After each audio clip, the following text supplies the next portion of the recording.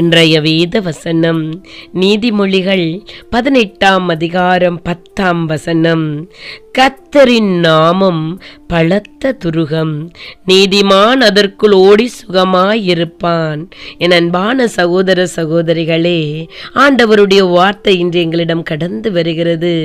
ஆபத்து நேரத்தில் கண்மலையின் குழிக்குள் முயல்கள் ஓடி வந்து தப்பித்து கொள்ளும், புறாக்களோ கண்மலை வெடிப்பில் வந்து மறைந்து கொள்ளும். நீதிமானுக்கு பலத்த துருகமாயிருப்பது கர்த்தருடைய நாமமே. நீதிமான் அதற்குள் ஓடி சுகமாயிருப்பான்.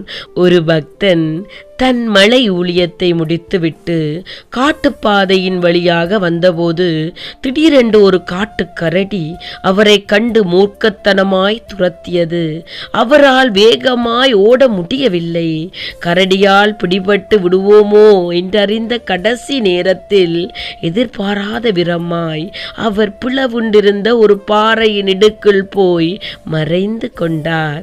கரடியால் அங்கு பிரவேசிக்க முடியவில்லை. பாறை மேல் பலமுறை மோதி மோதி பார்த்துவிட்டு தோல்வியோடு திரும்பி சென்றது.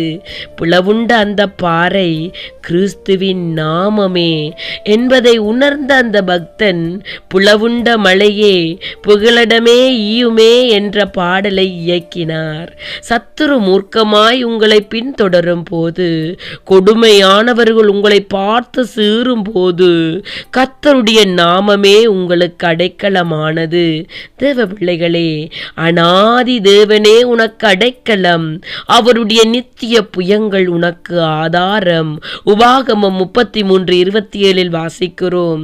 தனக்கு பலத்த துருகமாயிருக்கும் கர்த்தரை பற்றிய விசுவாசத்தோடு தாவீது சொல்லுகிறார், தீங்கு நாளில் அவர் என்னை தம்முடைய கூடாரத்தில் மறைத்து, என்னை தமது கூடார மறைவிலே ஒளித்து வைத்து, என்னை கண்மலையின் மேல் உயர்த்துவார் என்று சங்கீதம் 27:5 சொல்லுகிறார்.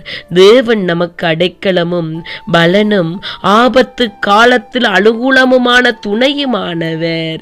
நீங்கள் அவருடைய வழிகளில் வந்து அவரை தேடும் போது ஆபத்து நேரத்தில் அவரே பலத்த துருகமாயிருந்து உங்களையும் உங்கள் குடும்பங்களையும் பாதுகாக்க வல்லவராயிருக்கிறார்.